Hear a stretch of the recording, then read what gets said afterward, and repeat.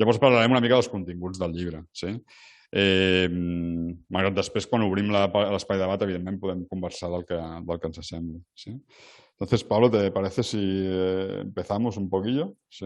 Yo, a ver, haré de periodista, pero no soy para nada periodista, ¿eh? O sea que intentarem fer com una mena de pregunta-resposta per no fer-ho tan avorrit, ¿no? O tan pesat en tempos. Y si eso sí, te controlaré un poquillo los tiempos para no hacerlo demasiado largo, ¿vale?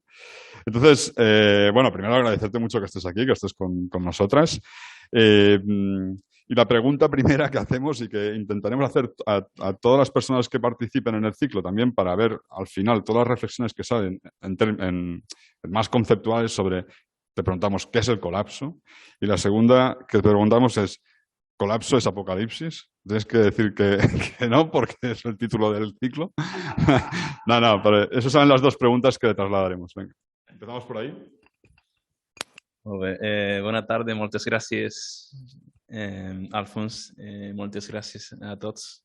Voy a hablar bueno, yo hablo en andaluz. Yo escribo en castellano, pero yo hablo andaluz. Entonces, lo siento. Yo, si habláis en catalán, os entiendo casi todo, ¿vale? Bueno, esta primera pregunta, bueno, definitivamente, efectivamente, colapso no es apocalipsis. Colapso, me gusta mucho la definición de Joseph Tainter, que viene a decir algo así como que el colapso es una simplificación más o menos brusca de los sistemas de una civilización, ¿sí? Por tanto, cuanto más compleja es una civilización, los efectos de esa simplificación son mucho más fuertes, ¿no? Más o menos brusca significa que, bueno, pues puede ser más o menos fuerte y que tiene, eso sí, una delimitación en el tiempo, es decir, algo que bueno, pues que se expande mucho en el tiempo. Podemos hablar del caso, por ejemplo, del colapso del Imperio Romano, que es uno de los que siempre tenemos un poco en la mente, ¿no? En realidad es un declive muy lento que abarca muchos siglos. Después está el tema de, bueno, de cómo sobrevive el imperio de Oriente, Bizancio, ¿no? Bueno, ese es un caso muy particular, ¿no? Pero en realidad un colapso en realidad es algo que debe suceder poco a poco. Ahora bien, las visiones de colapso que podríamos tener, visiones que van muy en la línea de todo lo que es el género distópico, del que también hablamos esta mañana con la gente de ODG, ¿no? En cuanto a que, bueno, pues toda la industria cultural, sobre todo de Hollywood, ¿no? De Netflix, ¿no? Bueno, todas estas imágenes espectaculares de un Armagedón, ¿no? Bueno, todo eso no tiene por qué suceder así. De hecho, en realidad podríamos decir que el colapso ya está sucediendo y de hecho ya hay sociedades que han colapsado. Es decir, el colapso puede estar formado por microcolapsos cada vez más grandes, cada vez más continuos y cada vez, digamos, con menos interespacios entre ellos, ¿no? Esos microcolapsos, y termino porque, para no enrollarme, ¿no? Esos microcolapsos o esos colapsos ya de algunas sociedades que de alguna manera se han convertido en zonas de sacrificio. Me gusta mucho esa expresión que se ha empezado a utilizar también recientemente, ¿no? Sobre todo una visión decolonial, ¿no? Implican que hay sociedades que efectivamente ya hemos dejado colapsar o ya hemos colapsado desde nuestras sociedades enriquecidas para poder sobrevivir con nuestro nivel de vida, ¿no? Con nuestro tren de consumo, ¿no? Bueno, los casos muy, muy concretos, pues, que podemos tener en la mente todas, es el caso del Cuerno de África, ¿no? El otro día, pues, comentaba Biden que para mantener otra vez el liderazgo internacional de Estados Unidos, pues va a mandar tropas nuevamente allí, después de lo que ya pasó en los años 90 en Somalia, etcétera, ¿no? Pero hay zonas que también están entrando en un colapso que parece ya irreversible también, como es el caso de toda la zona del Sahel, el sur del Sáhara, que lleva muchos años de sequía, y toda la crisis alimentaria que parece que está por venir, tanto por el tema de sequías y de calentamiento global, como por el tema del encarecimiento de los productos alimentarios, en parte por la especulación y en parte por el encarecimiento del petróleo y por tanto de todo lo que son los productos petroquímicos orientados a la industria agroalimentaria, es decir, pues fertilizantes, pesticidas, etcétera, etcétera. Pues bueno, pues hay muchas zonas del mundo que ese colapso se van a ir uniendo, ¿no? Evidentemente el colapso les va a pillar, eso sí, va a pillar a algunas antes que a otras, y por supuesto las sociedades más enriquecidas pagarán el precio que haga falta para que aquí no falte de nada y falte allí, ¿no? Vale, perfecto. Bueno, pues gracias. Ahora vamos a otra pregunta. Ahora centrándonos además en el contenido de tu libro, te voy a hacer algunas preguntas complicadas. Voy a tener que intentar. La primera pregunta que te quería hacer es porque han salido muchas publicaciones y muchos libros en relación con el colapso. ¿Qué piensas o sea, qué tesis tiene tu libro que contribuye a algo nuevo? ¿O qué piensas que hay en tu libro de interesante, más allá de todo lo que ya has explicado, de las situaciones de colapso, como explicabas, históricas? Luego hablaremos más de cómo rebobinas en el tiempo, cómo tiras para adelante, los escenarios de crisis ecosocial. ¿Cuál crees que es tu contribución con tu libro?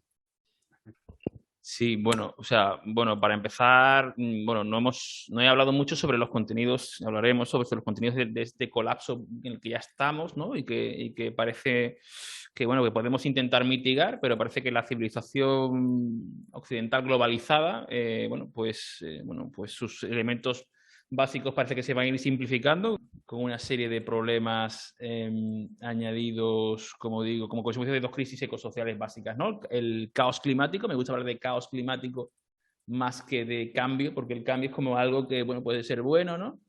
Y por otra parte, la crisis de los recursos, ¿no? La crisis de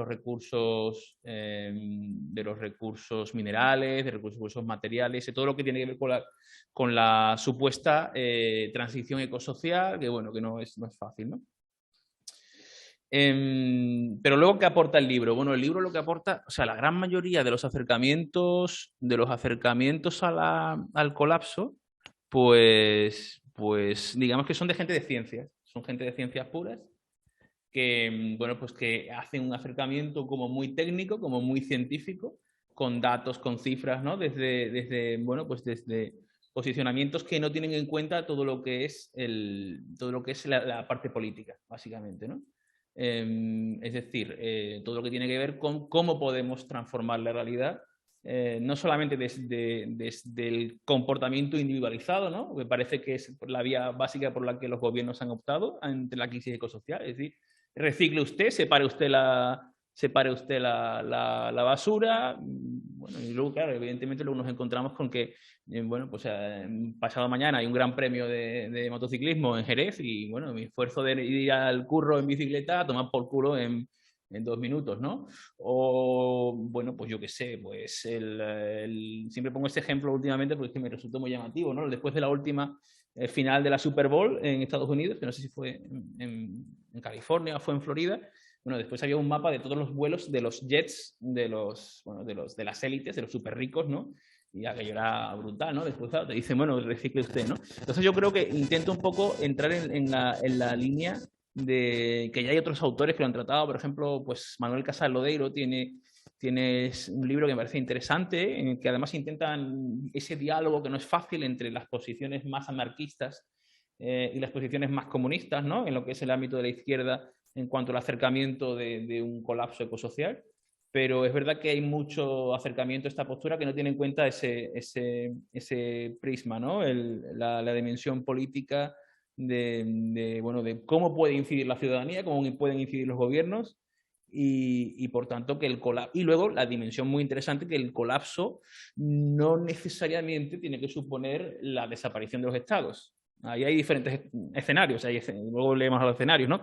Pero hay muchos colapsistas que dan por hecho esto, dan por sentado de, bueno, el colapso va a suponer que los estados como forma de organización política, social, económica y jurídica de Occidente desde hace 500 años, bueno, pues van a petar porque comportan hoy día una serie de complejidades múltiples, de una administración burocrática muy compleja, y eso caerá, ¿no? Bueno, eso es un posible escenario, puedes hablar más de eso, pero hay otros posibles escenarios en que, sin embargo, los estados se refuercen, haya un repliegue de esos estados, sobre todo de los estados de las zonas enriquecidas.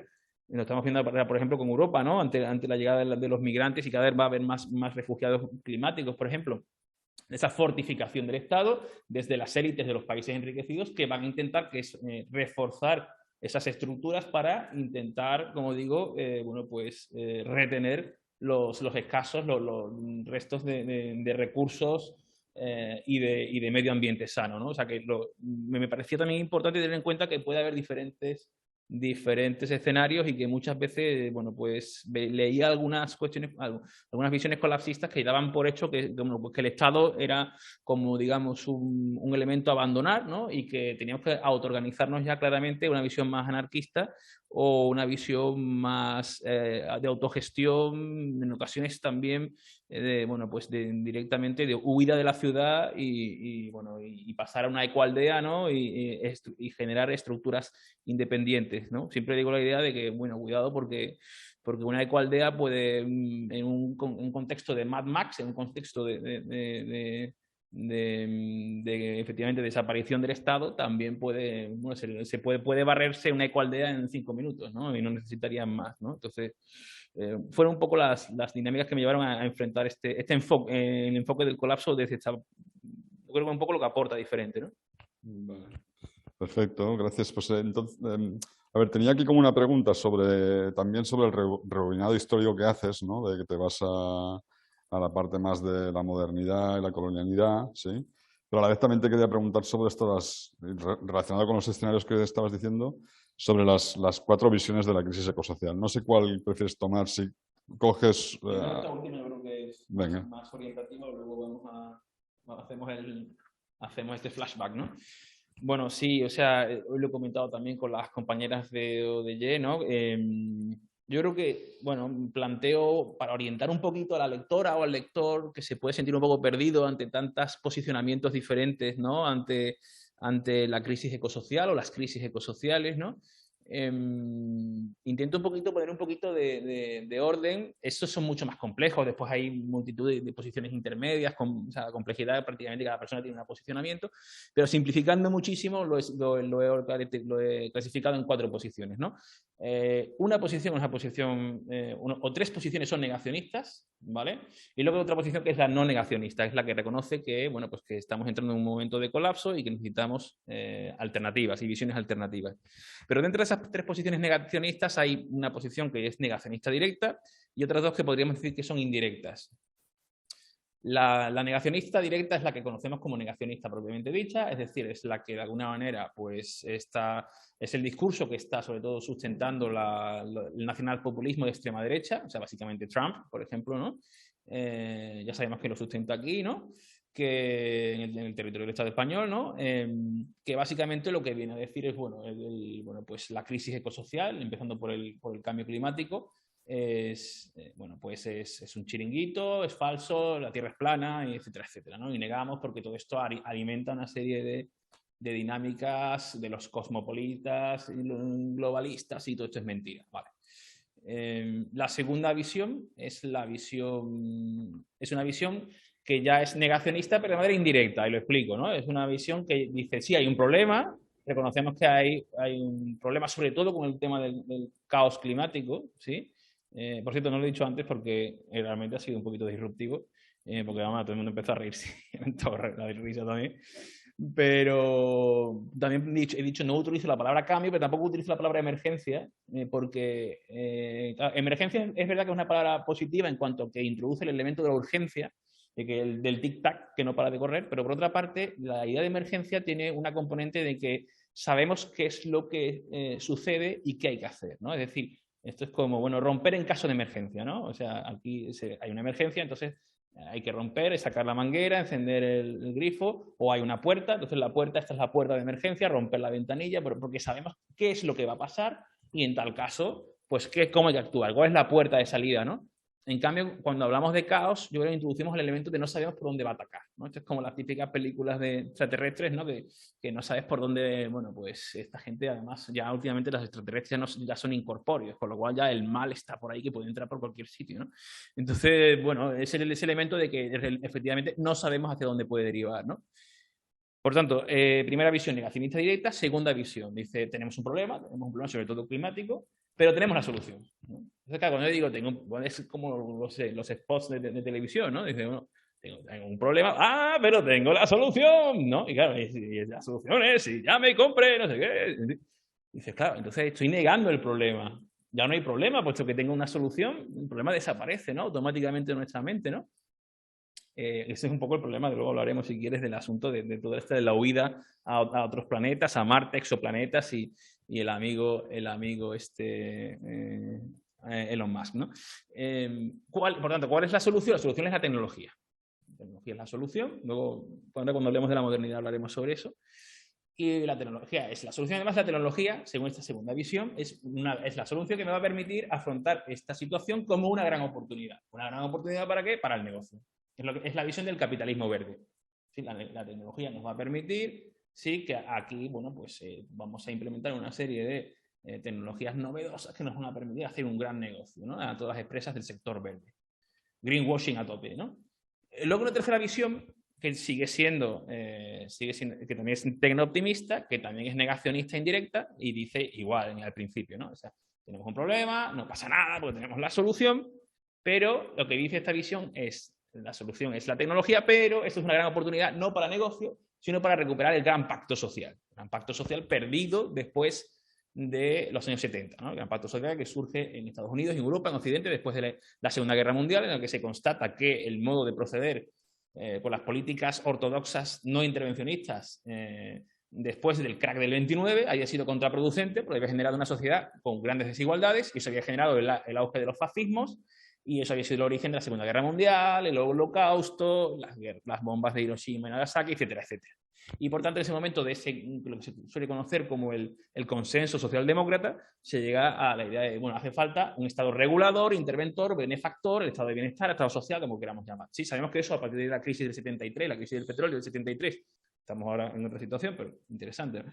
Eso empieza a venirse abajo, el auge, el alza de los neoliberalismos y de los neoconservadurismos, ¿sí? Con Thatcher y Reagan, etcétera, etcétera, y Milton Friedman en la Escuela de Chicago, y todo eso entra en declive y llevamos ya 50 años de crisis del Estado social, ¿no? Entonces, ¿qué plantea esta visión? Bueno, pues esta visión lo que plantea es, bueno, pues las nuevas tecnologías, las renovables, la electrificación del transporte, etcétera, etcétera. Esto va a generar un gran nicho de empleo. Eso nos va a permitir crecer económicamente y esto lo vamos a repartir y, por tanto, vamos a recuperar la igualdad, la prosperidad, pero una prosperidad con cierta igualdad, etcétera, etcétera, ¿no? Bueno, no lo he dicho, pero el segundo discurso, el primero hemos dicho que era Trump, el segundo es Biden, básicamente, ¿vale? Esta tercera línea es la línea de los verdes alemanes. Esa línea, como en el sur de Europa, pues los verdes no tienen arraigo por diferentes cuestiones que podríamos analizar, pero no vienen ahora al caso, o creo que no, porque si no después podemos entrar. Es la línea que están tomando los partidos socialdemócratas, ¿no? Bueno, en el caso del Estado español, Más País o Más Madrid ha tomado por ahí, pero el PSOE está tirando por ahí también, ¿no? Bueno, pues es esta visión, ¿no? Y esta visión en Estados Unidos es muy minoritaria, prácticamente es el ala izquierda del Partido Demócrata, Alexandria Ocasio-Cortez y poco más, ¿no? Bernie Sanders no se mete mucho en estos temas, ¿no? Y llegaríamos a la última visión. La última visión es la que ya hemos hablado un poco, ¿no? Es la visión que dice tenemos un problema y familia, no hay una solución clara. Esto es un problema muy gordo, porque además tenemos dos crisis al mismo tiempo, justo cuando necesitaríamos más recursos, por ejemplo, de hidrocarburos para poder desarrollar algunas alternativas tecnológicas, pues eso no cuadra, ¿no? Y no cuadra por las limitaciones de las renovables, las prestaciones que no nos pueden ofrecer. Este es un tema que ODY, a través del libro Pactes Verds, Pactes Verds creo que era el título, ¿no? No sé, que era alguno en castellano por ahí, me ha dicho Alfons, pues plantea, ¿no? Las limitaciones de las renovables, todos los productos que no nos pueden ofrecer, todos los derivados del petróleo no nos pueden ofrecer las renovables, pero luego todos los minerales que necesitan, que son minerales escasos, raros, en territorios empobrecidos, vulnerables, que se extraen mediante dinámicas extractivistas coloniales, etcétera, etcétera, ¿no? Y entonces, esta línea lo que viene a decir es, pues tenemos un problema y no hay una solución, ¿no? Entonces aquí estarían, ecofeministas, ecosocialistas, decrecentistas, colapsistas y diferentes familias que de alguna manera lo que vienen a decir, esto no, tenemos un problema y la tecnología no nos lo va a resolver enseguida, ¿no? A ver, ahora que te pregunto. Decías sobre esto, pero no sé si quieres ir ahora a lo del flashback. Sí, bueno, igual te quería interpelar a ti también porque entre el grupo que has puesto de ecofeminismos, decrecentismos, colapsistas y tal, y ecosocialistas, también hay una divergencia de aproximación hacia esa realidad, ¿no?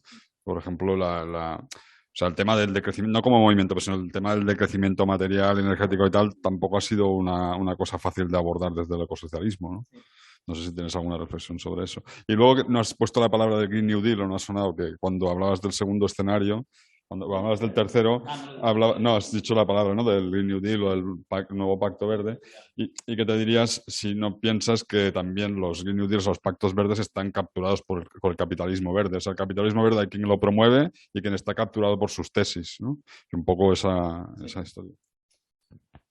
Bueno, o sea, la primera pregunta es verdad que, bueno, en todos estos grupos hay diferencias a veces sustanciales de los que están en la última visión, pero yo creo que lo que les une es mucho más que lo que les separa. Y en última instancia, a mi juicio, es esa coincidencia en que esto no es una oportunidad para nada, esto es bueno, es una putada, es una encerrona. Luego podemos volver sobre eso, porque yo creo que sí es una oportunidad para algo, pero claro, para algo, vaya oportunidad, ¿no? Bueno, claro, sería mucho más fácil decir, bueno, pues la tecnología lo va a resolver todo y podemos seguir viviendo, pues, felices, ¿no? Consumiendo a tope, bueno, siendo estas sociedades individualistas, estresantes, bueno, patriarcales, ¿no? El empresario de sí mismo, ¿no? Autoexplotadas y colonizando, evidentemente, territorios y poblaciones vulnerables, ¿no? Pero bueno, yo creo que es una oportunidad para una sociedad, para una civilización construida desde otras bases, ¿no? Sí, fíjate, esa es una pregunta que le hice en su momento a Carlos Taibo, precisamente, y a Jorge Richman, ¿no? Y los dos me dieron una respuesta más o menos similar. Tenemos nuestras diferencias, pero al final, bueno, más o menos hay ciertos acuerdos básicos, ¿no? Es verdad que ha habido polémicas, por ejemplo, con el decrecentismo, en cuanto a que hay diferentes visiones, ¿no? Una visión colapsista lo que vendría a decir es que el decrecentismo es inevitable y, por tanto, ¿cómo podríamos colapsar mejor? Sería cómo podemos decrecer de una manera que no sea, digamos, brusca, que no sea de una manera desordenada y que no sea de una manera injusta, ¿no? Sino que sea de una manera poco a poco, mitigada, ordenada, más o menos voluntaria, ¿sí? Y de manera justa, claro, porque claro, si es un poco lo que decía Serge Latouche, ¿no? O sea, el decrecimiento implicaría que el norte global enriquecido tendría que decrecer y el sur global empobrecido tendría que crecer algo hasta alcanzar los niveles mínimos de bienestar para sus poblaciones, ¿no? Dentro de lo que siempre se me olvida, antes lo comentaba Josep, esta autora de lo de la economía de la rosquilla, ¿no? Exactamente, sí, es que tiene el típico apellido que es imposible que yo lo intento, pero no me quedo con una con ella, ¿no? Pero bueno, si ponéis economía del rosquillo, economía de. Es que hay una marca que también. Pero me gusta más la economía de la rosquilla porque bueno, no tienes que utilizar la marca, ¿no? Pero bueno, voy a decir eso, ¿no? O sea, satisfacción de las necesidades de la población mundial sin sobrepasar los límites biofísicos del planeta, ¿no? Y la otra cuestión que me habías comentado era las discrepancias y lo otro era. No, la captura de la. Ah, sí, bueno, el Green New Deal. El capitalismo verde. Sí. Yo creo que hay algunas personas que en esta visión que son. Quiero pensar que son bien intencionadas, ¿no? Es verdad que la deriva, por ejemplo, del Partido Verde Alemán, pues a mí me parece muy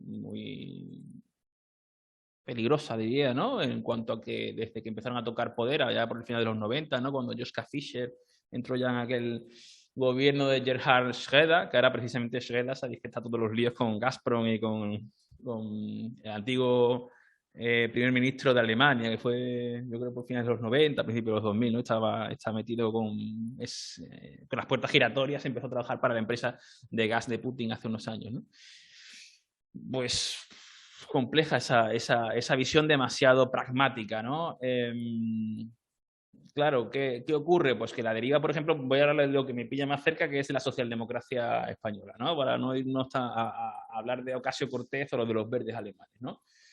el caso del PSOE, por ejemplo, pues claro, ha entrado una deriva claramente socioliberal, o sea, ya ni siquiera es socialdemócrata, o sea, ya, claro, hablar de socialismo ya es algo completamente fuera de lugar. Entonces, claro, los matices empiezan a ser muy débiles, ¿no? Lo demuestra el hecho, por ejemplo, de que el PSOE claramente se ha adherido, ya estoy entrando ya a lo mejor en política partidaria, pero bueno, aquí todo se mezcla un poco, ¿no? Se ha adherido claramente a la visión de Biden y digo, en la guerra de Ucrania. Me pasa como a Bush, a George W. Bush, ¿no? Confundiendo siempre, en fin, pero en mi caso es menos grave, ¿no? En la guerra de Ucrania, ¿no? Efectivamente, claro, o sea, se ha alineado claramente con el posicionamiento de Biden. Insisto, Biden es el capitalismo verde y el posicionamiento de la socialdemocracia europea y en particular del socioliberalismo alemán o el español, pues han ido claramente en una línea de, bueno, de un apoyo a una visión, bueno, pues que se ha revelado claramente, bueno, pues ahora vamos a enviar armas, ¿no? O sea, y rápidamente ha saltado, o sea, la idea del Green New Deal europeo de la presidenta de la comisión, no me acuerdo cómo se llama esta mujer, pues, exactamente, von der Leyen, pues se ha quedado completamente fuera de juego hace pocas semanas, ya con la idea del escudo defensivo y el ejército europeo, esta idea que decíamos antes, ¿no? De las nuevas fortalezas y que no seamos como el Estado, tal vez se refuerce curiosamente, ¿no? En ese sentido, creo que puede haber algunas personas bien intencionadas, pero creo que realmente o sea, estos posicionamientos o sea, deben ser de todo punto tildados como greenwashing. O sea, que tenemos que tener muy claro que el Green New Deal, a mi juicio, es greenwashing también, porque es algo inviable y es algo que además tampoco tenemos muy claro. Aparte de que los números no cuadran, tampoco tenemos muy claro si eso significaría una transición justa en términos ecosociales, en términos socioeconómicos, ¿no? Vale, merci. Mira, para romper un poco la dinámica, quería decir, si como llevamos ya como 25 minutos conversando nosotros, si había alguna pregunta, veo que hay 52 intervenciones en el chat, no sé si son... dale. Vale. No sé si hay alguna pregunta desde l'agenda en virtual o si algun voleu fer algun comentari. Dic per trencar una mica la dinàmica de... No? Sí, Nicola? Nicola siempre aprovecha la oportunidad.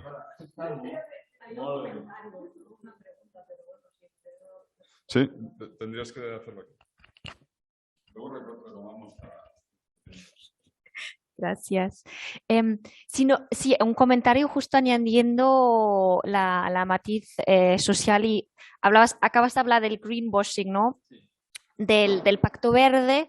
Y justo tenemos la Blanca Bayas, compañera del ODG también aquí, que está haciendo sus estudios sobre el análisis feminista de la financiación pública que ahora mismo financia el Pacto Verde Europeo, que son los fondos Next Generation EU. Justo ayer se aprobó uno de los grandes proyectos estratégicos y se llama el PERTE de la economía social y de los cuidados. En realidad, justo cuando hablabas de los socialdemócratas, ¿no? Y del relato de que en realidad podemos salir incluso mejorando la igualdad de género, etcétera, pues Yolanda Díaz ayer justo presentó esta gran inversión pública en el sector privado, significa dinero para las empresas para que captan captan actividades o mercantilizan en realidad un sector de los cuidados que tan importantes para el mantenimiento de la vida. Yo creo que es el ejemplo perfecto también para lo que no Blanca, no sé si quiero decir algo, pero para el lavado morado también del Pacto Verde Europeo.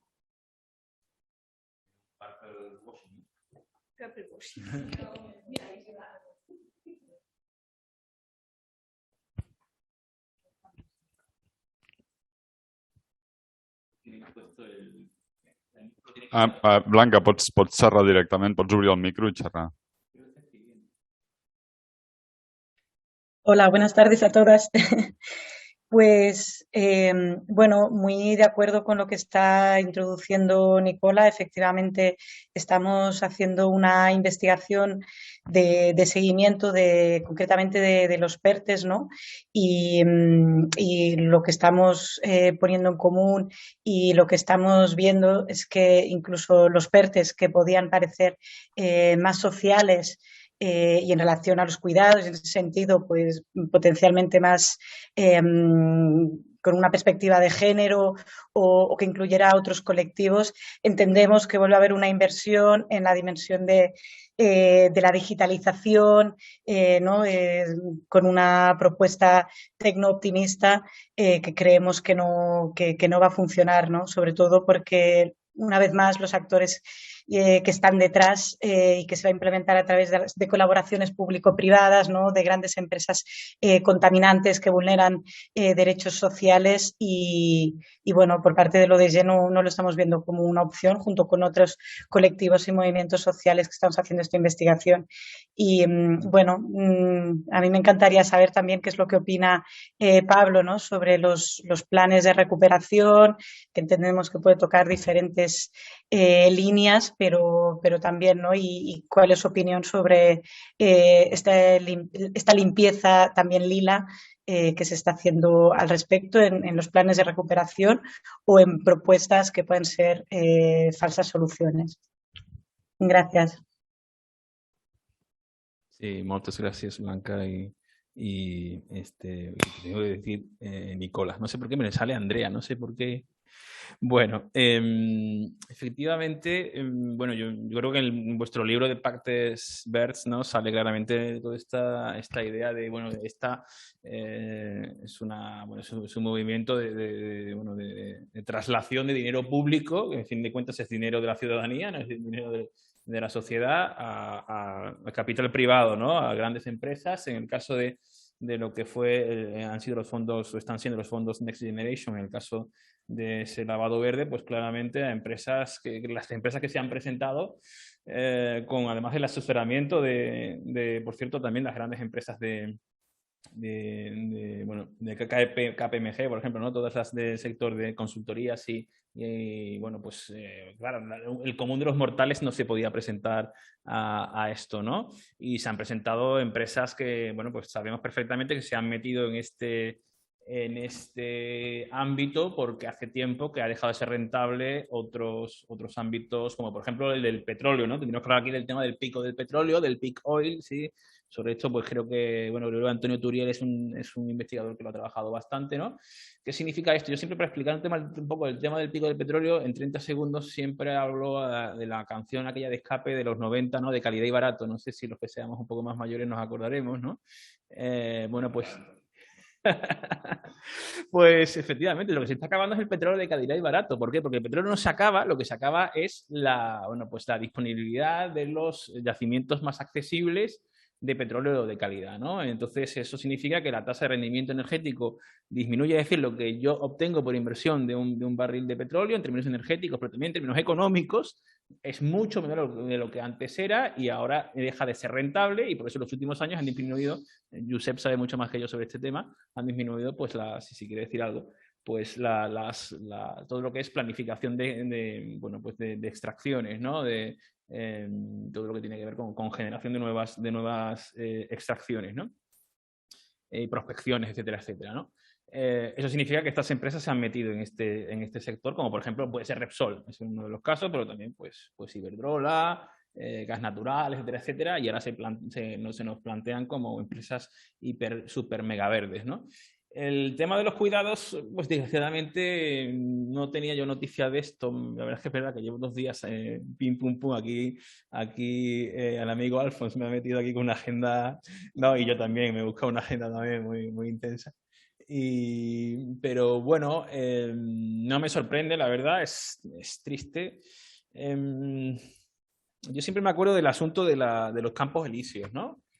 Sabemos que los campos elíseos, cuando se abren en París, esa es una zona de los suburbios, los arrabales de París, que eran con callejuelas muy estrechas, de gente pobre, y que, bueno, que cuando empezaba a subir el grano, el pan, el trigo, ¿no? Pues cruzaban cruzaban una carreta y ya había una barricada y ahí el ejército y la policía les costaba mucho entrar. Entonces, grandes avenidas para que no haya líos y la policía y el ejército puedan controlar a la población, ¿no? Eso es el inicio del panóptico Foucaultiano, de alguna manera, ¿no? Que Foucault precisamente mencionaba este ejemplo, ¿no? Eso está ocurriendo ahora mismo en nuestras ciudades. Yo no sé el caso de Barcelona, pero el caso de Sevilla o de Córdoba, que son los que yo más controlo, o sea, todo lo que es el urbanismo, la ordenación del territorio no es inocua, no es neutral, y bueno, pues está por todas partes, pues velado. Bueno, ahora eso también está ocurriendo en Madrid, claro, por supuesto, ¿no? El caso de la reforma que hicieron de Plaza de España en Madrid, que salió en Twitter, lo que pasa es que parece que solamente existe en Madrid, porque por ejemplo en el caso de Sevilla está siendo a lo bestia, ¿no? Y gobiernan los socioliberales, ¿no? Hablando de ellos, ¿no? Y claro, pues entonces, bueno, pues veladores a tope, hoteles a tope, por favor que no haya bancos, porque es peligroso, ¿no? Que haya sitios donde la gente pueda reunirse, pueda encontrarse, los mayores, los niños, las mujeres, bueno, la ciudadanía pueda dialogar, pueda tejer redes de cuidados, redes también en este caso de sororidad y de fraternidad, ¿no? Que puedan tejer un tejido, un entramado social que nos permita, pues, buscar alternativas pero claro, esto es muy peligroso para todo lo que son los poderes fácticos y las élites. Bueno, prefieren cada uno en su casa y cuando acabe el curro cada uno a su casa a ver la serie, ¿no? Hablábamos hoy sobre las series y la influencia en todo lo que es de la industria cultural, en todo lo que es bueno, pues el imaginario social, ¿no? Que es algo que ya estaba en Marx, ¿no? Que, o sea, primero la estructura, el trabajo, sí, me aliena en la explotación, la extracción no diré, no me sale la palabra, ¿no? Bueno, pues del trabajo, ¿no? Y luego viene la superestructura y también bueno, pues también me aliena, ¿no? La plusvalía, la palabra es la plusvalía, ¿no? En términos marxistas, ¿no? Y claro, o sea, el modelo clásico, bueno, pues yo de Andalucía donde vengo, pues lo clásico es que las vecinas, pues al caer la tarde, pues se ponen a la fresquita, ¿no? A la fresca, ¿no? Ahora ya en verano poca fresca y con el caos climático menos.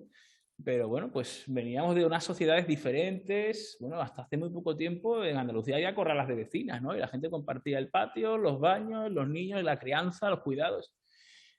Bueno, eso evidentemente puede generar situaciones comprometidas para el poder. Termino con este tema. Antes de ayer creo que leí en Twitter, creo que fue a Pastora Filigrana, que es una activista y abogada gitana, andaluza, unos datos sobre bueno, pues sobre digamos, todo lo que tiene que ver con el sector de mujeres cuidadoras, ¿no? Bueno, pues de asistentes de hogar, ¿no? En el Estado español. Y las cifras son demolidoras. O sea, creo que era un 45%, ¿no? Bueno, pues carecen son personas sin papeles, ¿no? Son inmigrantes indocumentadas, por lo cual, bueno, pues hay toda una estructura, evidentemente, de explotación, pero luego, aparte de eso, pues creo que era un tercio, no sé si era un tercio o un cuarto, era un tercio de asistentes del hogar sin estar dadas de alta en la seguridad social. Que sabemos además que ese régimen es un régimen, bueno, pues completamente abusivo, deberían estar en el régimen general. Además, la vulnerabilidad de estas personas que trabajan en un hogar es mucho más complicado de controlar que un centro de trabajo, etcétera, etcétera, ¿no? Pero es que además decía, bueno, este dato ya me dejó, ya patidifuso, ¿no? Que un cuarto de asistentes del hogar estaban en de facto, no sé cómo se dice, ¿no? En pobreza o en vulnerabilidad severa, ¿no? Bueno, claro. Entonces, claro, estos son... bueno, el tema de los cuidados, yo no soy especialista, ¿no? Pero evidentemente yo creo que la imagen del iceberg o del iceberg que muchas veces he visto que se maneja en teorías ecofeministas, ¿no?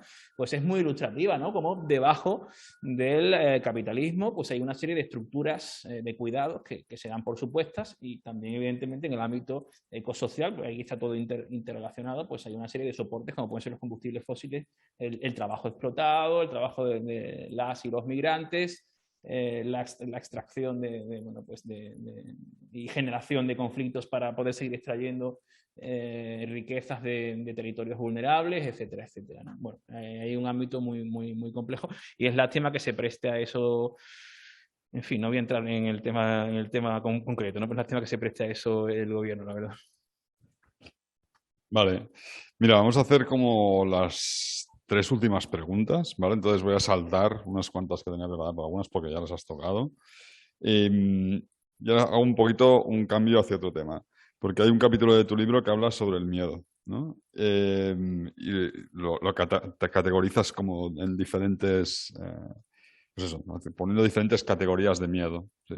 Y a veces cuando afrontamos el discurso del colapso, ¿no? Lo que al final, uno de los sentimientos que son muchos es una sensación de miedo, sobre todo viendo ese futuro que dices de caos, ¿no? De incertidumbre en las sociedades, sobre todo en, o sea, las blanco-europeas, norte global, que estamos muy acostumbrados a tener certidumbres, las incertidumbres no las manejamos demasiado bien colectivamente, ¿no? Entonces, te diría 2 cosas. Si pudieras describir un poco este capítulo sobre miedo, porque puede ser interesante, pero a la vez decirte que por qué no incorporas como categoría el miedo. El miedo puede ser emancipador, puede tener una categoría positiva, que por ejemplo en tu libro igual no recoges de manera tan prominente, porque por ejemplo Yayo Herrera nos dice el miedo es malo si no sabes hacia dónde correr, ¿no? Si tienes una vía de escapatoria colectiva, ¿no? Emancipatoria, de transición, ecofeminista, no sé qué, pues igual reaccionas frente al colapso yendo en esa vía, ¿no? Entonces, un poco esa historia. Sé que tú desarrollas muy bien el tema del miedo y yo te preguntarte, ¿y puede ser emancipador? Sí, o sea, esto es como la persona que, bueno, pues que gasta más de lo que ingresa y, bueno, pues el miedo le puede llevar a decir, cuidado que esto puede colapsar, ¿no? Mis finanzas, ¿no? Efectivamente, bueno, yo empezaría por diciendo, bueno, ¿de qué tenemos miedo, no? Y si nos damos cuenta, la gran mayoría, o sea, tenemos una sociedad que nos llena de miedos por todas partes. O sea, tenemos miedo a engordar, miedo a, bueno, pues miedo a una crisis económica, miedo a quedarnos en paro, bueno, pues miedo a no poder afrontar, yo qué sé, pues la compra de una vivienda, emanciparnos cuando eres joven, cuando eres más mayor, pues poder ofrecerle a tus hijas e hijos una educación que les permita ya ni ascensor social, sino que les permita por lo menos tener un futuro más o menos, ¿no? Vivimos rodeados de muchísimos miedos, algunos de ellos son inducidos claramente, y luego están todos los miedos, digamos, de este género distópico que se ha puesto de moda tanto en cine como en series, ¿no? Y sin embargo tenemos bastante poco miedo a algo muy real como es un colapso ecosocial, ¿no? O sea, de lo que tendríamos que tener miedo, curiosamente, porque entre otras cosas tenemos una serie de voces que son las del sistema que nos dicen precisamente, de esto no hay que tener miedo, tenemos la solución, no os preocupéis, ¿sí? Y si no ya nos iremos a Marte, ¿no? O sea, precisamente, curiosamente, aquellos mismos altavoces que nos dicen tenéis que tener miedo a esto, ¿no? Pero sin embargo, en algo que sí tendríamos que tener preocupación, al menos, y miedo, nos lo quitan, ¿no? Claro, el tema este es muy interesante. Yo cuando a mi alumnado les hablo de estas cuestiones, percibo diferentes reacciones, ¿no? Y hay un miedo más paralizante, hay otros miedos más de evasión, bueno, pues hay un miedo de decir, bueno, pues no hay nada que hacer, otro que, bueno, como no hay nada que hacer, a tomar por culo la bicicleta, con perdón, y entonces yo me dedico a vivir, que son 2 días, ¿no? Bueno, necesitamos un miedo que efectivamente pueda ser movilizador, ¿no? O sea, un miedo que no sea decir, bueno, no hay nada que hacer, sino un miedo con esperanza, en ese sentido. Decir, bueno, si tenemos miedo, actuaremos y entonces podremos cambiar las cosas. La esperanza es distinta al optimismo. El optimismo es el buen rollito, Mr. Wonderful, ¿no? ¿No? Ahora no se puede ser negativo, sí. Todo va a salir bien, todo va a salir bien, ¿no? O sea, a veces las cosas no salen bien, ¿no? Eso es lo que decimos a nuestras hijas e hijos cuando hay algo que no controlamos, ¿no? En realidad, ¿no? Para que parezca que... Yo ante esto hay algo, y termino, que me parece muy, muy interesante, que es como realmente, o sea, el ser humano no estamos preparados para vivir en sociedades tan complejas como las que hemos acabado generando, ¿no?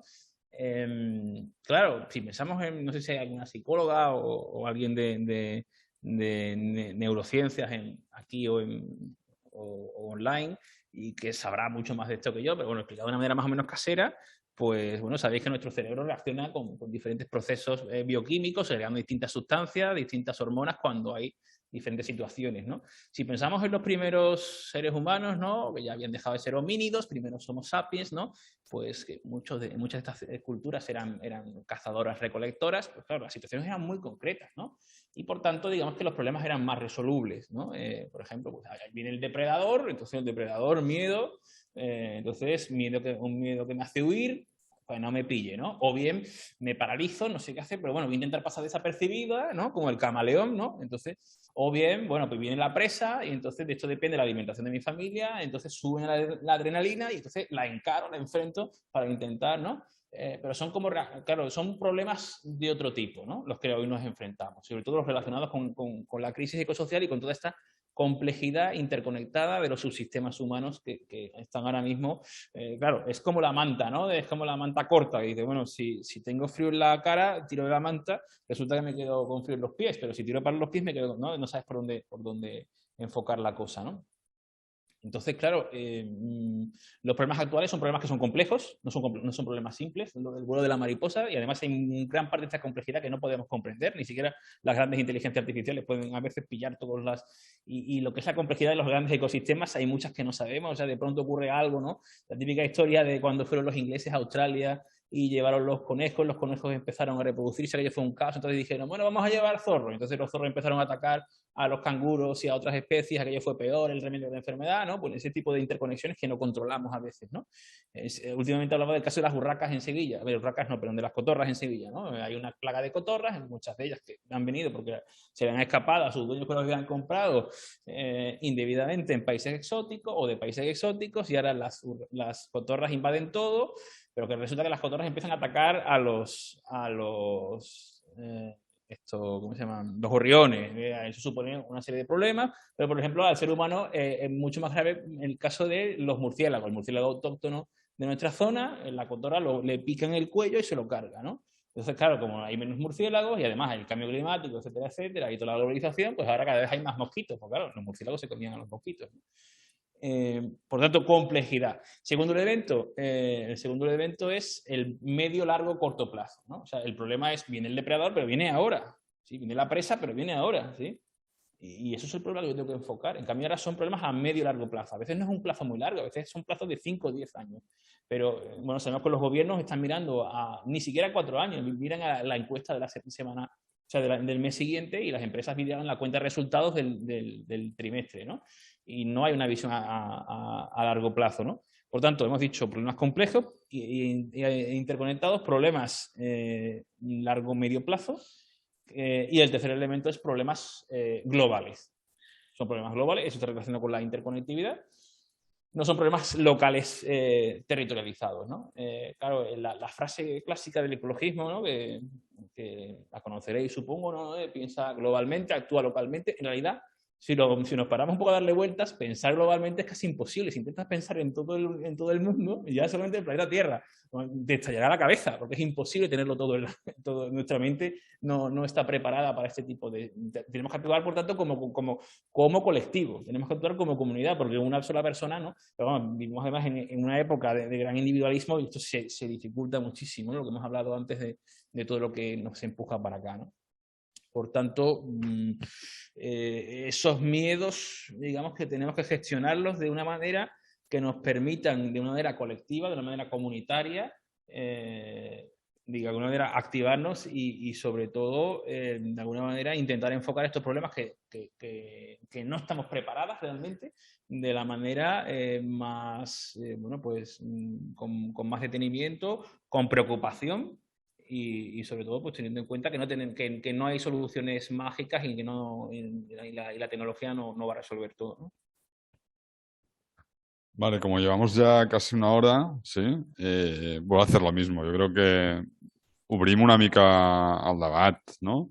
Que el debat vol dir preguntes, no? Vol dir comentaris, vol dir idees, vol dir qualsevol cosa. O sigui, que no hem d'agafar... O sigui, evidentment, la referència de les coses que s'han conversat, però vull dir que qualsevol opinió és benvinguda, qualsevol pregunta. No sé si surten algunes coses per per al xat en aquest format dual que estem portant.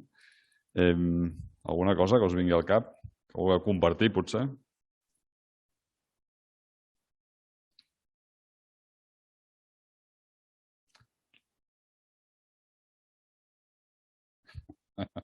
Silenci del col·lapse.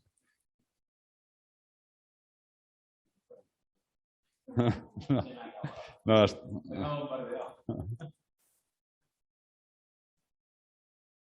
no, iba a hacer una broma, que cuando has dicho lo de que no puedes estar pensando en global, se lo dices al observatorio en la globalización, entonces pensé ya, conozco, ¿no? Refleja las patologías que tenemos de intentar cómo entender un poco toda la historia esta global. Bueno, me ha venido eso a la cabeza, que es una tontería.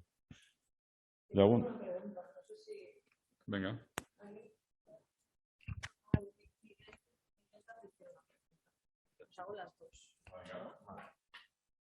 Vale. Es que si no me oigo repetida. Miquel dice, entonces, ¿qué conviene hacer? ¿Vale? Y yo añado que, bueno, que yo con algunas que están aquí participamos de un proyecto comunitario en un barrio de aquí de Barcelona, de aquí al lado, ¿no? Y muchas veces cuando intentamos hablar de colapso nos pasa que nuestras propias compañeras que están en un espacio comunitario, que se supone que son críticas, ¿no? No quieren hablar de eso, ¿no? No quieren hablar de lo mal que va todo, o sea, como que, ¿no? O sea, como algunas voces, ¿no? Les da como pereza, les da como, si justamente estas personas que se supone que ya estarían como,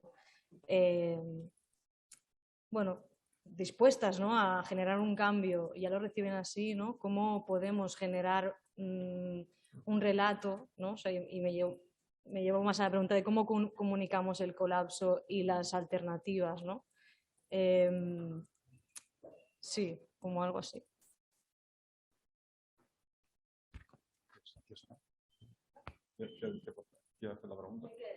Vale, merci, Miquel. Ah, bueno, sí.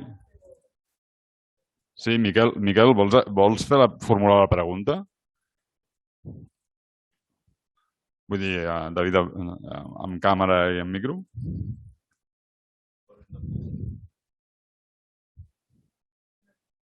No diu res. Vale, pues te paso. Bueno, voy con la última pregunta, porque la primera es un poco más compleja. Bueno, quiero decir, hay una polémica en torno al término y al concepto de colapso. Por una parte, tenemos que diferenciar lo que es la palabra de todo lo que es la idea. O sea, la idea admite pocas discusiones en cuanto a que, bueno, pues hay innumerables estudios, informes de centros y grupos de investigación y proyectos de investigación que así lo avalan y coincide además en gran medida con, por ejemplo, en el ámbito climático, por ejemplo, con el último informe del IPCC, el Panel Intergubernamental de Naciones Unidas para el Cambio Climático, que tradicionalmente siempre ha sido muy conservador y el último pues es dramático, ¿no?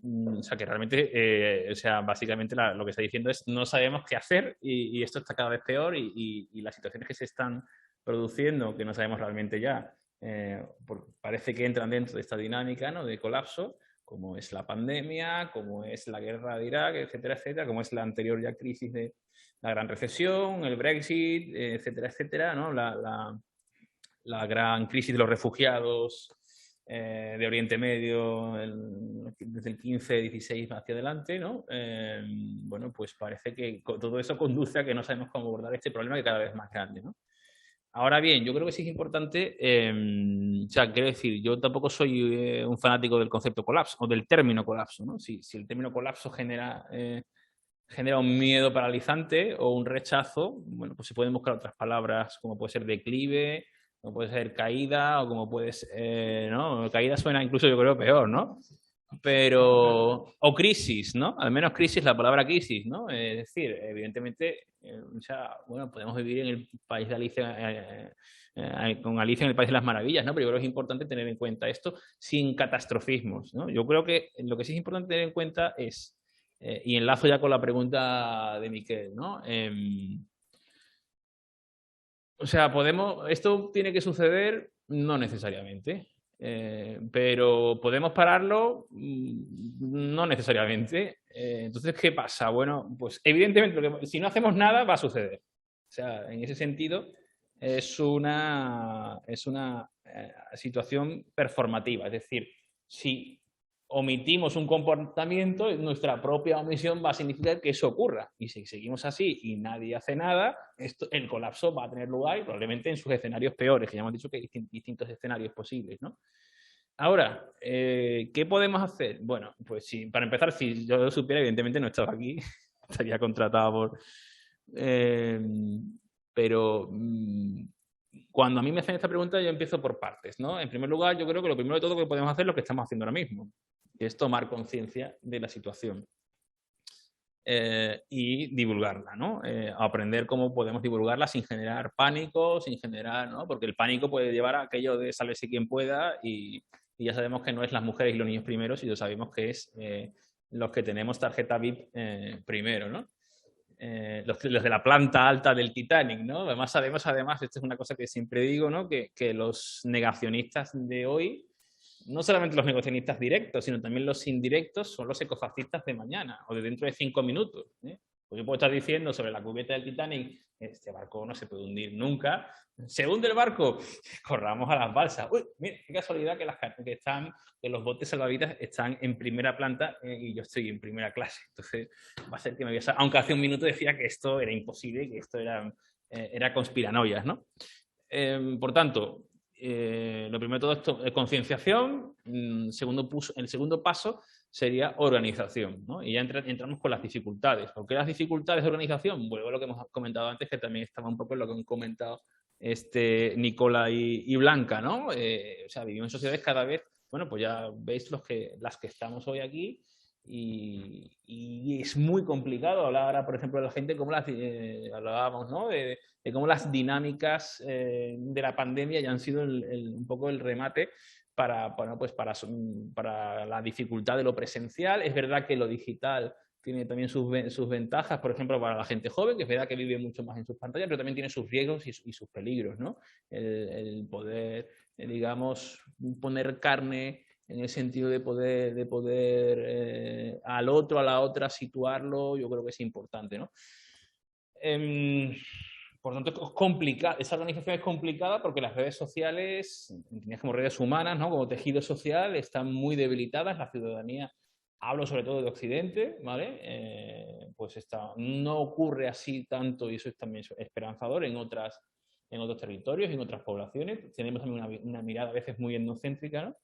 Y para terminar, bueno, aparte de esperanzas que uno puede cifrar en distintos elementos, yo creo que hay un elemento también, en última instancia, no sé si he hablado antes de lo de la rana hervida, no sé si lo he mencionado, pues yo no lo he mencionado, ¿no? Sabéis que para cocinar una rana, esto es como con los caracoles, ¿no? Que nos gustan mucho los caracoles en el sur, los que seáis veganas o vegetarianos, por favor, taparos los oídos, pero bueno, hay que cocinarla viva, porque si no, eso es como las ostras, no te las puedes, si se muere ya no te la puedes comer, ¿no? Entonces la rana la tienes que introducir en la olla, pero el agua no puede estar ardiendo. Si el agua está ardiendo, la rana salta, ¿no? Tienes que meter a la rana tranquilita en el agua fría. Yo no lo he hecho nunca, y digo, por si alguien piensa que... Y ir calentando el agua poco a poco hasta que rompe a hervir. Y lo característico es que en ese momento, cuando la rana se da cuenta y podría saltar, en ese momento ya es demasiado tarde. Y la rana no salta y muere, ¿no? Entonces, hay quien dice, bueno, parece que nos estamos ya cociendo, con esa idea que decíamos al principio, ¿no? De que el colapso no es algo a futuro, sino que ya está sucediendo y no nos damos cuenta, ¿no? Y cada año nos alerta, oye, que antes de ayer, ¿no? El Mediterráneo este año va a estar 2 grados más caliente que el año pasado. Y bueno, parece que ya como que, bueno, te acostumbras, ¿no? Este año, pues bueno, pues en Andalucía hemos tenido unas temperaturas en mayo que esto no es normal, ¿no? Pero yo quiero pensar que cuando estemos con el agua al cuello, el ser humano en eso es muy desesperante a veces, ¿no? Quiero pensar que cuando estemos con el agua al cuello habrá alguna reacción. Ahora, la primera pregunta es, ¿esa reacción será a tiempo? Y la segunda pregunta, ¿no? Sí, me recuerda un poco la serie El Colapso, no sé si la habéis visto, ¿no? Le Fantôme, ¿no? No sé cómo se pronuncia exactamente, ¿no? Esta serie de 2019 francesa, ¿no? Y la segunda pregunta sería, ¿esa reacción sería una reacción justa ante el colapso en la que repartamos el peso y las necesidades de cambio y que realmente, bueno, pues quienes más tendrían que asumir ese peso, que serían las élites, los más enriquecidos, etcétera, etcétera? Pues habrá que verlo, pero desde luego tenemos que empujar. Por ahí es complicado, ¿no? Bueno, un poco lo dejo por ahí, ¿no? Vale, més preguntes, comentaris, el que vulgueu. Vull dir, per obrir no només fer preguntes a nosaltres, doncs treure una mica la història d'aquí. De nosaltres. Ah, perdó. Sí, gràcies. Un parell de coses que crec que estan relacionades. Una que hi ha hagut una cosa que no sé si estic molt d'acord que has dit, que és que no hi ha una por, un miedo, perdón, paso al castellano, un miedo al colapso ecosocial. Yo creo que sí, que no hay más que... Bueno, yo últimamente tengo oportunidad de hablar con una persona adolescente y es bastante flipante. O sea, están muy mal y lo que te explican es muy bestia, porque entienden muy bien qué es lo que les pasa. Eso por un lado. Yo creo que sí, que ha calado bastante el miedo al colapso ecosocial.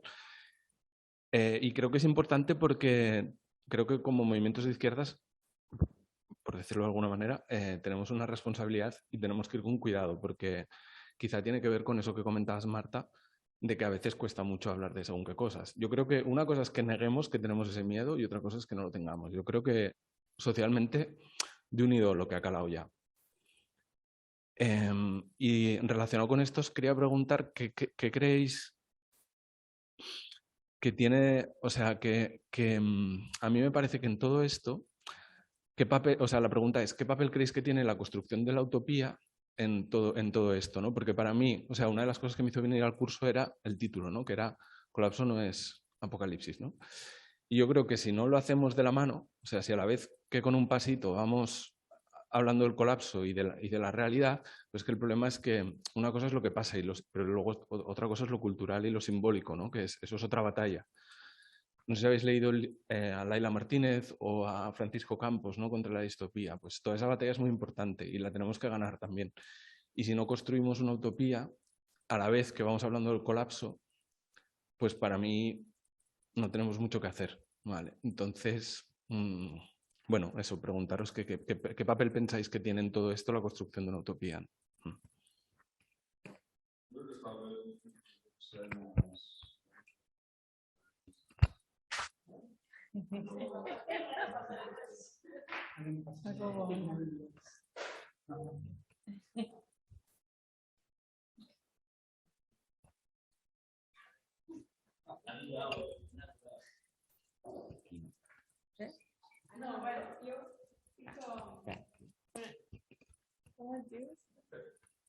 En relación a lo que ha comentado Pepe, sí que es verdad que tengo como también dudas, ¿no?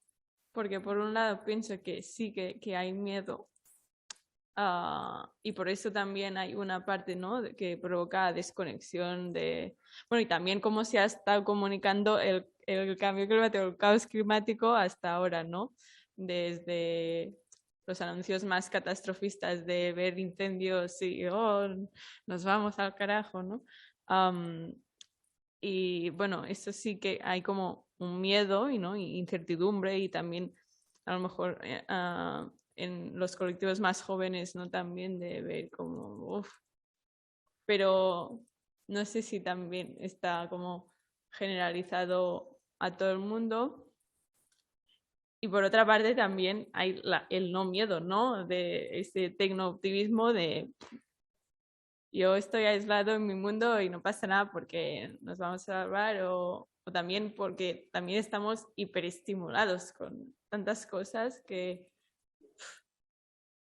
es como no eso de la complejidad que comentas, ¿no? No puedo gestionar todo eso, con lo cual yo me centro en una cosa, una realidad más simple que pueda comprender y ya. Y bueno, no sé, esa reflexión. Pero no es una pregunta como tal, sino también la duda esa de, por un lado sí, por otro...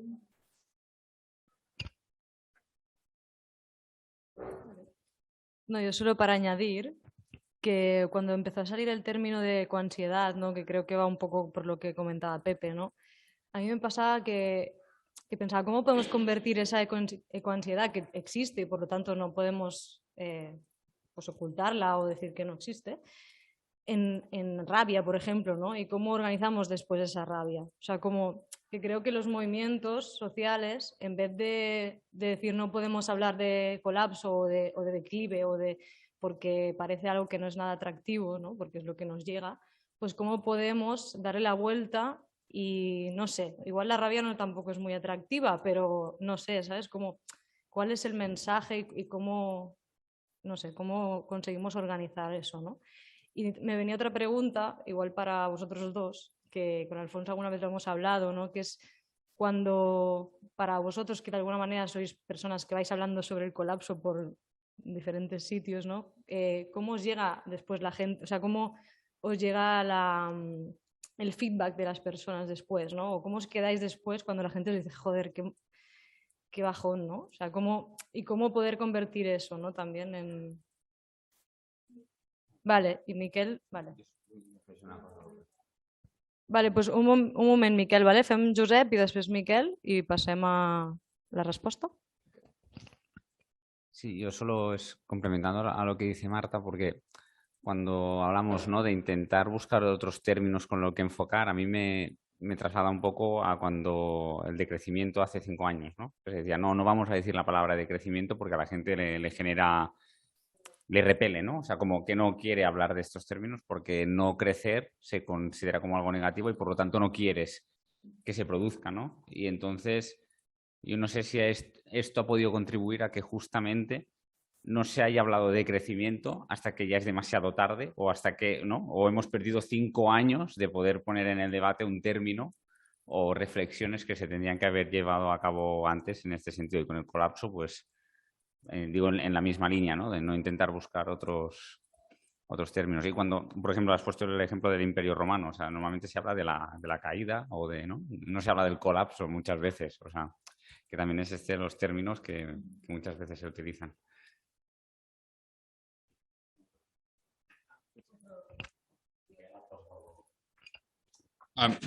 Fot-li, Miquel. Para mí, analizando la situación del sistema, el sistema como la administración, veo que hay un problema de motivaciones en el sistema capitalista que no se retroalimentan hacia lo positivo, que el positivo siéndose el evitar el colapso, porque vivimos muy bien, no se puede vivir mejor prácticamente, entonces no hay las motivaciones para querer vivir peor, con lo cual que arree el siguiente, que arree el otro, que arree el de lejos. Entonces, es muy probable que no se pueda evitar el colapso, pero creo que como responsabilidad, como personas que ya creíamos en una utopía, como se ha comentado, ¿no?, que no ha funcionado muy bien, tenemos la responsabilidad o podríamos tener la tarea de intentar romper ese ciclo de motivaciones que nos vienen mal, ¿no?, que le vienen mal a todo el mundo o a casi todo el mundo. Entonces, para mí esa es la pregunta, ¿cómo hacer eso, ¿no? ¿Cómo descomplejizar cuando se tiende a complejizar? ¿Cómo reducir el margen económico cuando eso es, bueno, es prácticamente una pregunta retórica porque no hay vuelta, no sé. Ahí la dejo. Gracias. Sí, ¿alguna?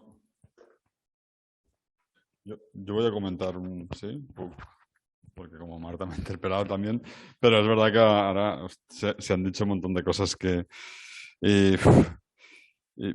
sí, o sea, cuando por ejemplo comentabas esto de cuando comunicas el colapso, ¿no?, qué tipo de feedbacks recibes, lo primero que diría es si estás abierto a recibir esos feedbacks. O sea, Yo creo que cuando comunicas ciertas cosas que son ciertamente duras, tienes que hacerte corresponsable con lo que dices, ¿no? Y sobre todo los que militamos, porque al final vamos a estar con la gente que está ahí, o sea, porque esto es circunstancial, un día charlas tú, otro día charla otro, ¿no?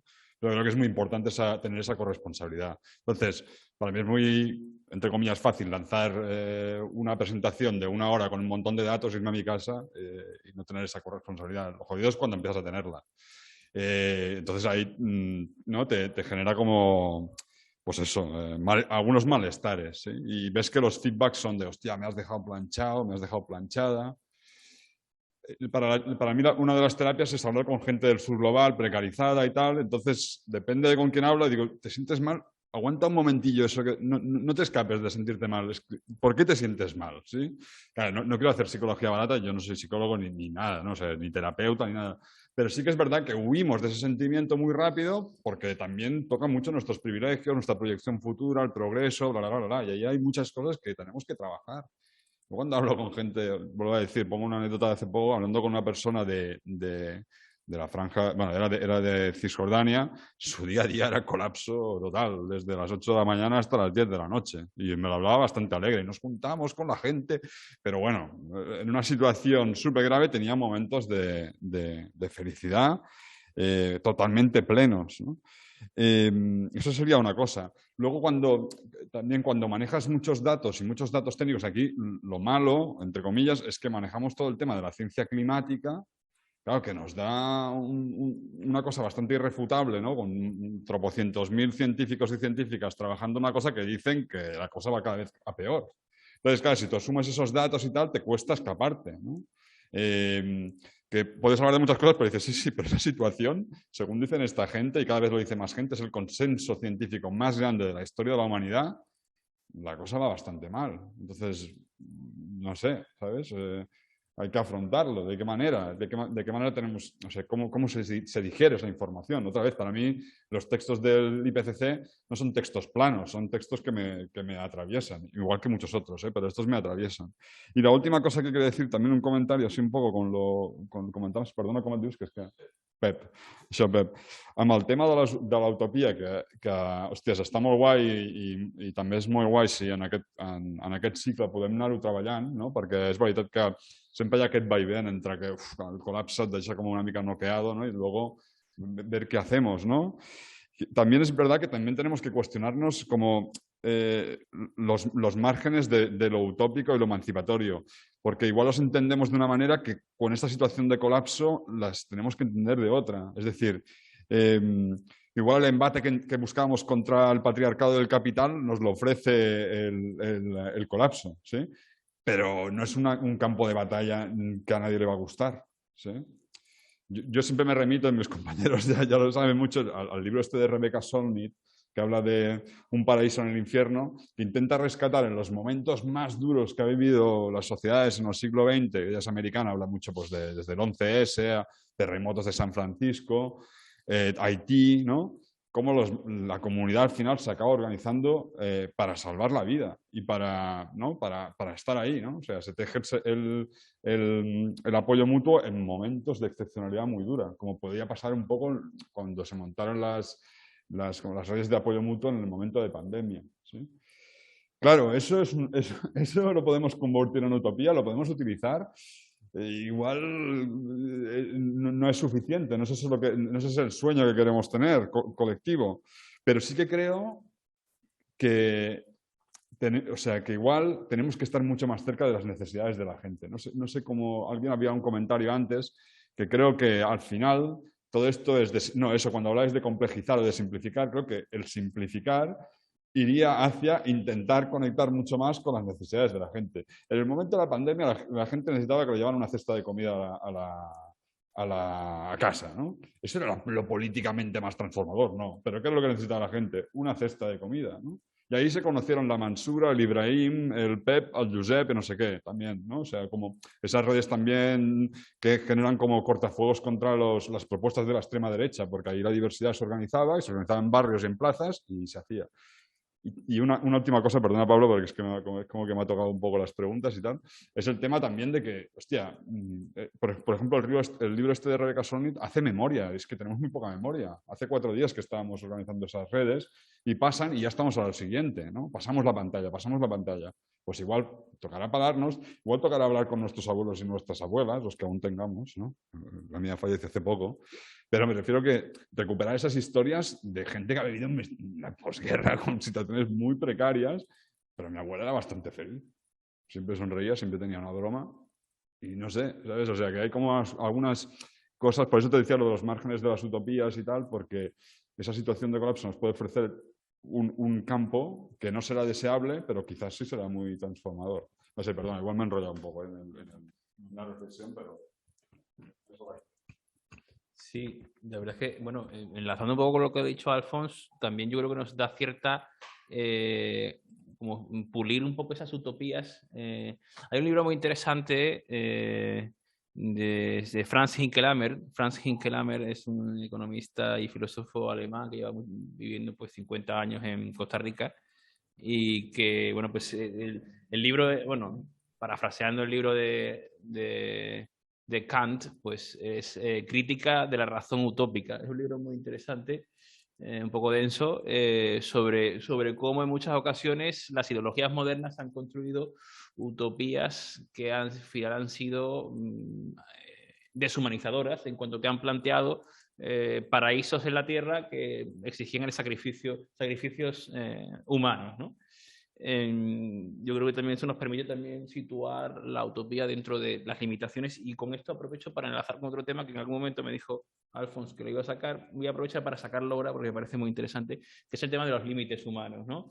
Claro, vivimos en una sociedad del no limits, la sociedad de una la modernidad aproximadamente, ¿no? Yo siempre explico bueno, pues el paso de la Edad Media a la modernidad, siempre decimos, no hay un proceso de secularización en la que Dios deja de estar en el centro de las sociedades occidentales, el Dios judío-cristiano, pero en realidad yo creo que más que una secularización es una sustitución, es un proceso en el que sigue existiendo un Dios, pero ahora es el Dios, es el ser humano, ¿no? Preferentemente, por supuesto, es el varón occidental, blanco, heterosexual, de clase alta, etcétera, etcétera, ¿no? Conquistador, colonizador, etcétera, etcétera. Pero en todo caso es el ser humano. Es un ser humano que, bueno, pues que no tiene límites, que su racionalidad puede llegar a cualquier parte. La ilustración es la exacerbación de esto, ¿no? La razón puede con todo. Y solamente es cuestión de esperar, ¿no? Y la idea de progreso, esa idea de progreso como una idea lineal y unidireccional de la historia, ¿no? Esto es muy peligroso y está en realidad detrás de todo lo que es nuestra visión, nuestra cosmovisión occidental, ¿no? O sea, las cosas solo pueden ir a mejor, no va a volver a suceder lo que siempre ha ocurrido, ¿no? Bueno, pues que surgían civilizaciones y después caían y bueno, se reinventaban. Siempre, evidentemente, los que más sufren ya saben quiénes son, ¿no? Pero ya hemos entrado, hace mucho tiempo entramos en la idea de, bueno, nuestra civilización es intocable porque ya es la era de la racionalización y esto no nos va a suceder a nosotras, ¿no? Claro, todo esto conecta con la idea de la tecnolatría, claro. Ese nuevo Dios que es el ser humano, su fruto, el fruto de la razón más importante es la técnica, ¿no? La tecnología, ¿no? De la ciencia que genera aplicadamente la tecnología, ¿no? Pero claro, eso es un pensamiento religioso, es un pensamiento mágico, ¿no? Yo uso, por ejemplo, la serie Chernobyl, la uso, por ejemplo, con mi alumnado, no sé si la habéis visto. Bueno, el experimento de la Unión Soviética fue un experimento, el experimento tecnocrático más fuerte que ha existido en la historia, ¿no? Y conecta en ese momento se conecta a algo que, bueno, no podía fallar, el Estado no podía fallar, porque era el Estado socialista perfecto, el que conducía la utopía en la Tierra, y al mismo tiempo se conecta con la energía nuclear, que es otro sueño, ¿no? Otro sueño del poder y de una energía de características mágico-religiosas, ¿no? Una energía ilimitada, perfecta, y claro, ya la idea de la fusión ya está en la vuelta a eso, ¿no? Ahora que estamos con el tema de la fusión o el hidrógeno, todas estas ideas, bueno, pues enloquecidas, ¿no? Bueno, que en realidad es eso, o sea, una energía ilimitada, perfecta, limpia y carente de efectos colaterales es una idea religiosa, ¿no? Esta mañana hablaba de la trilogía Fundación Imperio de Isaac Asimov, que aparece esa idea, por ejemplo, en todo lo que es la literatura de ciencia ficción que aparece en Estados Unidos, por ejemplo, a partir de los años 50, ¿no? Bueno, se han comentado algunas cosas y lo comento lo contextualizo con esto. A ver, es verdad que hay una parte de la juventud que está tomando conciencia, movimientos como Fridays for Future, como Extinction Rebellion, como muchos otros movimientos que están surgiendo. Sí, he hablado de estos dos, pero están surgiendo muchos otros. En Reino Unido ha surgido también recientemente otro movimiento contra la extracción de petróleo.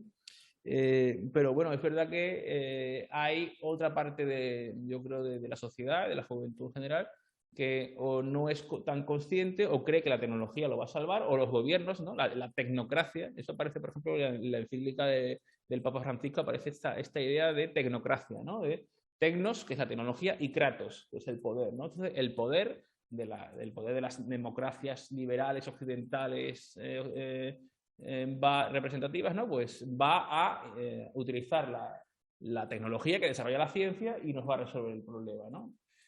Una solución desde arriba, por supuesto, no es construida desde abajo de manera horizontal, ¿no? Y luego hay otra parte de la sociedad que yo creo, y también de la juventud, que creo que vive en una cierta evasión, ¿no? Las perspectivas son malas, las perspectivas sociales son malas para emanciparse, para adquirir una vivienda, crisis constantes, ¿no? Hay generaciones que últimamente pues, han vivido siempre en crisis, ¿no? Y con unas perspectivas laborales muy precarias, etcétera, etcétera, ¿no? Y ya si decimos ya que eres mujer, pues todavía lo tienes más chungo.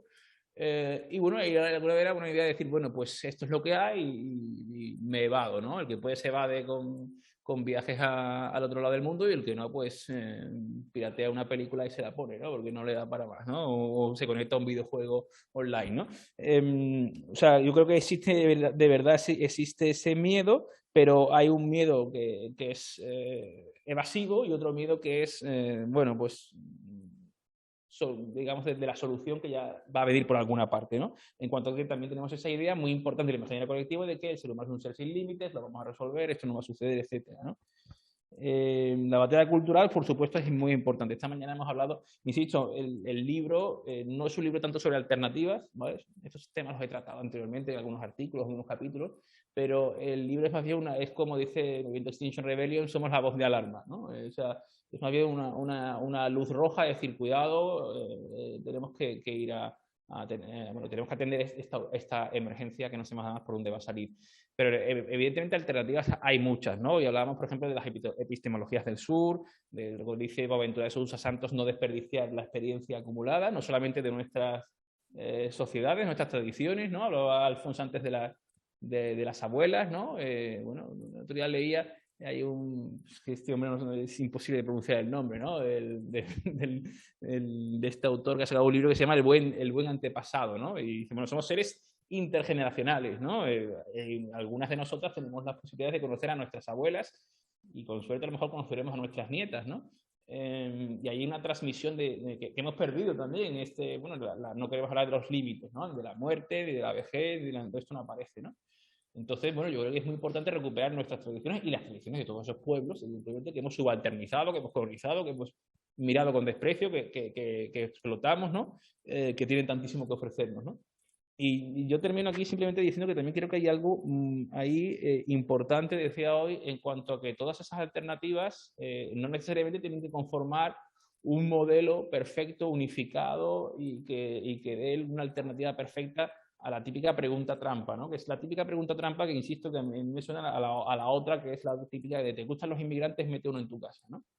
Pues la otra pregunta trampa del mismo estilo es ¿cuál es la alternativa? ¿No? Porque el comunismo fracasó, el capitalismo, la economía de mercado es la única, ¿no? Y bueno, ¿y por qué tengo que darte una alternativa completa, construida desde arriba, universal, cuando en realidad está planteada desde una posición local muy determinada y que voy digamos, a proyectar de una manera etnocéntrica y probablemente colonial a otros territorios?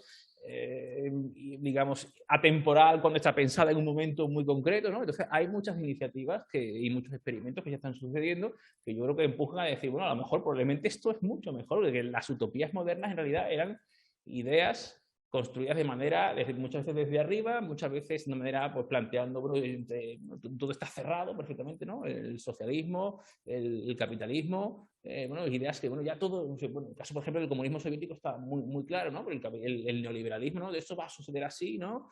Y la catalaxia, ¿no? Como hablaba Hayek, ¿no? Pues va a resolver todo esto la mano invisible de Adam Smith, ¿no? O el Estado central, en fin, va a poder, en el caso de, ¿no? Bueno, pues claro, probablemente estas ideas modernas tienen ese defecto vuelvo a lo que decía antes, ¿no? De las utopías cerradas que pueden llegar a sacrificar la realidad. Si la realidad no encaja en la utopía, pues va a entrar como sea, ¿no? Y va a entrar por aquí, y si no empujo hasta que forzar la realidad y hace falta sacrificar humanos y los más vulnerables, ¿no? Entonces yo creo que todas esas alternativas las podemos ir construyendo, ¿no?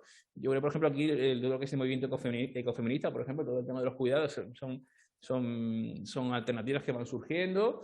En el ámbito también ecosocialista encontramos muchas alternativas que se van construyendo poco a poco y que nos van planteando lo que antes decía alguien, ¿no? Motivación, atracción, plantear no solamente en positivo, o sea, tenemos que evitar el colapso, pero evitar el colapso a lo mejor puede ser atractivo, porque podemos recuperar tantas dimensiones que hemos perdido, ¿no? Mucha gente dice, bueno, es que ahora parece que es más importante nuestro bienestar que tener una amiga o un amigo, ¿no?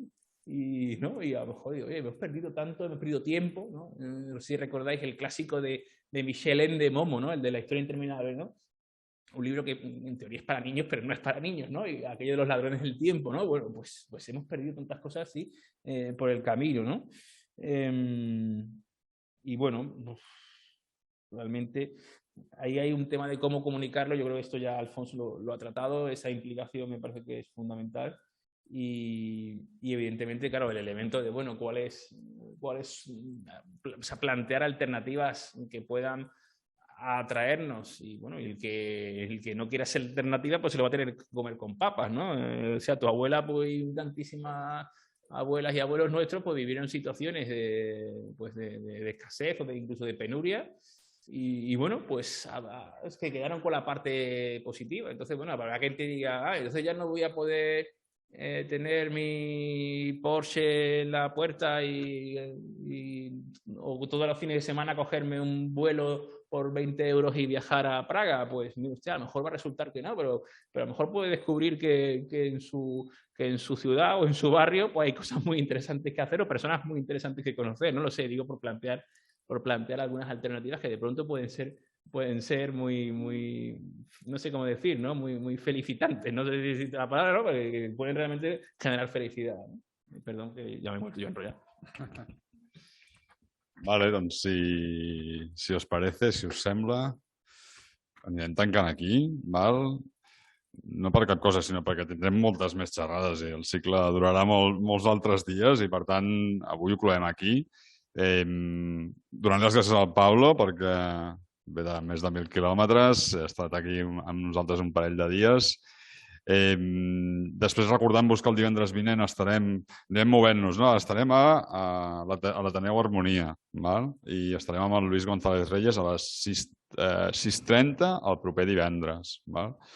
Amb ell treballarem una mica també els escenaris d'utopia, que ell els té bastant com elaborats, i bueno, segurament tindrem una conversa també molt interessant. I res, bueno, agrair-vos a tots i totes que hàgiu estat aquí, aguantat fins al final. Fa una mica de calor, però ens resistíem a posar l'aire condicionat i no l'hem posat. I vale, tots els que esteu online el mateix, moltes gràcies per ser-hi i us seguim esperant. També compartirem la gravació per les persones que no hagin pogut estar simultàniament, que la puguin veure, no? I que puguin seguir el cicle, que seguiran amb això, la conciliació personal, familiar i territorial, no? Seguiment síncron, asíncron, presencial, virtual, a veure si ens surt bé. Hem fet aquesta aposta per intentar que realment tothom pugui atendre. És més complicat, però bueno, ha sigut una aposta col·lectiva com a equip per poder-ho fer. I res, moltes gràcies.